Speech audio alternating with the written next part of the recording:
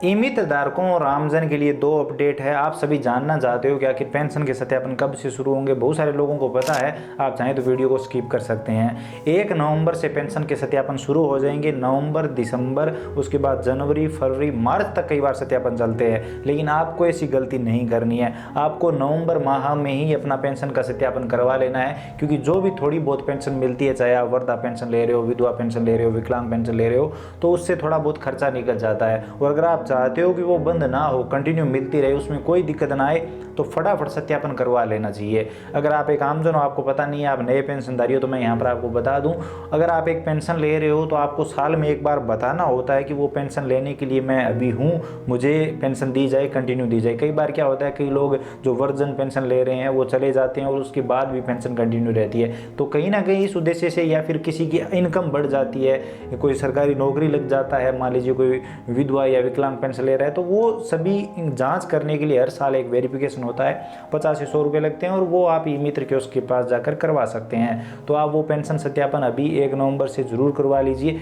उसमें आप विलंब मत करिए अगर आप अपनी पेंशन कंटिन्यू रखना चाहते हैं।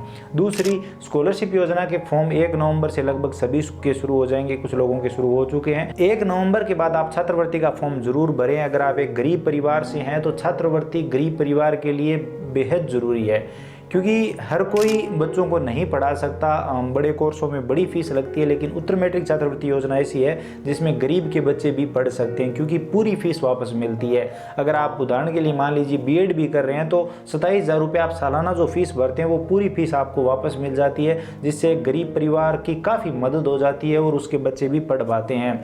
तो अगर आप चाहते हो कि आपकी भी मदद हो, तो आप नवंबर माह में फॉर्म जरूर भरिए उत्तर मैट्रिक छात्रवृत्ति योजना के लिए। अगर आप हकदार हो, आप गरीब हो तो होंगे, और आप उसमें अप्लाई करिए। बाकी अगर उसमें नहीं हो तो आप जो दूसरी मुख्यमंत्री वाली स्कॉलरशिप योजना है, जिसमें आपको 5-6 हज़ार रुपये मिलते हैं, वो आप फॉर्म भर दीजिए। 5 हज़ार रुपये मिलते हैं, उसमें आपको कम से कम 5 हज़ार रुपये तो सालाना मिलेंगे, थोड़ा बहुत तो खर्चा निकलेगा। तो छात्रवृत्ति के फॉर्म शुरू है मुख्यमंत्री वाले, तो बाकी उत्तर मैट्रिक के भी शुरू हो जाएंगे। आप 1 नवंबर से, अगर पोर्टल में दिक्कत आ रही है तो 1 नवंबर से सही से चलने लगेगा। 1 नवंबर से आप फॉर्म भर दीजिए। नवंबर माह का ही टाइम मान के चलिए।